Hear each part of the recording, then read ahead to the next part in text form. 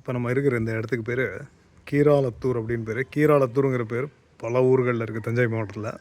இப்போ நம்ம இருக்கிற கீராலத்தூர் எங்கே இருக்குதுன்னு பார்த்தீங்கன்னா, திருக்குள்ளிக்காடு பொங்கு சனீஸ்வரர் கோயிலேருந்து ஒரு கிலோமீட்டர் இருக்கும் மிஞ்சி போனான்னு நினைக்கிறேன். இல்லை 1-1.5.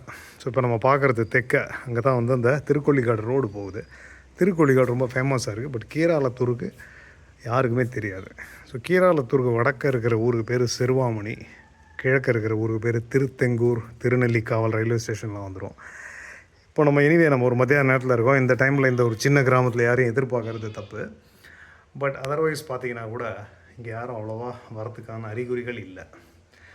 கேட்டில் ஒரு பூட்டு இருக்குது, நீங்களே போங்க திறந்து போய்க்கலாம் அப்படின்னு ஊர்க்காரங்க சொல்லிட்டாங்க. ஸோ நம்ம வந்தோம், நல்ல வேலை நமக்கு சுவாமி அம்பாள்லாம் வந்து மரக்கதவு போடாமல் இந்த மாதிரி கிரில்லில் பார்க்க வச்சுருக்காங்களே, நம்ம சந்தோஷப்பட்டுக்க வேண்டியதான். பட் அதர்வைஸ் என்ன பேட்டர்னேஜ் இருக்குன்னு தெரியல. இந்த அம்பாளுக்கு பேர் பிருகநாயகி, தமிழில் பெரிய நாயகின்னு பேர்.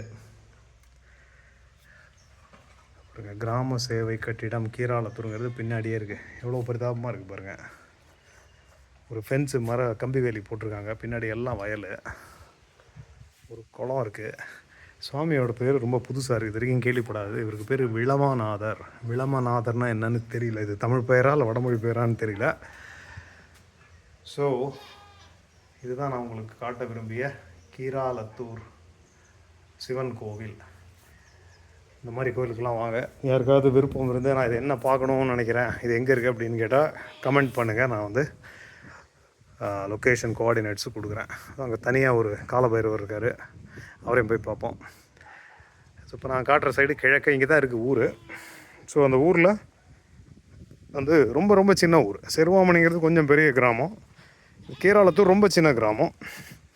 கிழக்கு இருக்கிற திருத்தங்கூரும் சின்ன கிராமம், திருநெல்லிக்காவலும் சின்ன கிராமம் தான். பட் ரயில்வே லைன் இருக்காங்க. ஓகே, ஸோ இதுதான் வந்து நமது அழகிய கீராலத்தூர் விளமநாதர் ஆலயம். இப்போ அடுத்து இலுப்பூர்னு போகிறேன். அதுவும் இதே மாதிரி ஒரு சின்ன கிராமம் தான், அதுவும் யாருக்கும் தெரிஞ்சிருக்காதுன்னு நினைக்கிறேன். அந்த கிராமத்துக்கெலாம் போயிட்டு நான் உங்களை பார்க்குறேன், இன்னொரு கோயிலில் பார்க்குறேன். நன்றி.